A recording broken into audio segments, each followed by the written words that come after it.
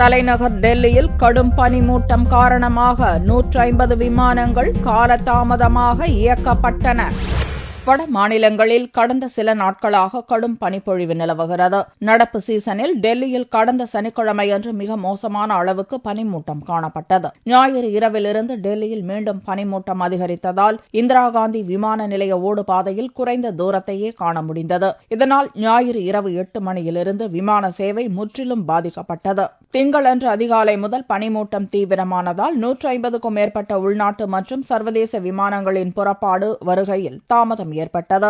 டெல்லியில் தரையிறங்க வேண்டிய 52 விமானங்கள் அமிர்தசரஸ், லக்னோ போன்ற வேறு நகரங்களுக்கு திருப்பிவிடப்பட்டன. இதனால் விமான நிலையத்தில் பயணிகள் பரிதவித்த வண்ணம் இருந்தனர். ஜம்மு காஷ்மீர் மாநிலத்தில் பனிப்பொழிவு கடுமையாக இருப்பதால் பெரும்பாலான நகரங்களில் குறைந்தபட்ச வெப்பநிலை -டிகிரியை தாண்டி சென்றுவிட்டது. இதனால் ஸ்ரீநகரில் உள்ள தால் ஏரி உள்ளிட்ட பல ஏரிகள் உறைந்து போயின. இதை சுற்றுலா பயணிகள் அதிசயத்துடன் பார்த்து ரசித்தனர்.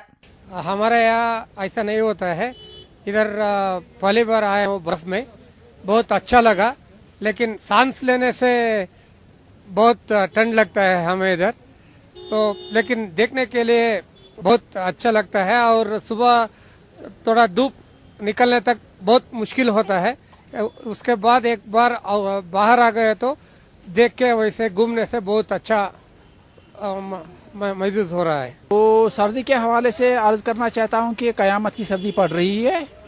तो पिछले 15-20 साल से कम मुझे याद है कि इतनी सर्दी कभी नहीं हुई है, न इतना कभी टेम्परेचर जो है डाउन हुआ है, पारा नीचे गिरा है इतना जितना आजकल गिर रहा है।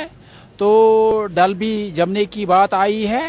சுற்றுலா பயணிகள் பனிப்பொழிவை அனுபவிக்கும் அதே வேளையில் காஷ்மீர வாசிகளோ எந்த ஆண்டும் இல்லாத அளவுக்கு இந்த ஆண்டு கடும் குளிர் வாட்டி வதைப்பதாக புலம்புகின்றனர். கடும் பனிப்பொழிவால் தங்களது அன்றாட வாழ்க்கை முற்றிலும் பாதிக்கப்பட்டுள்ளதாகவும் வேதனை தெரிவித்தனர்.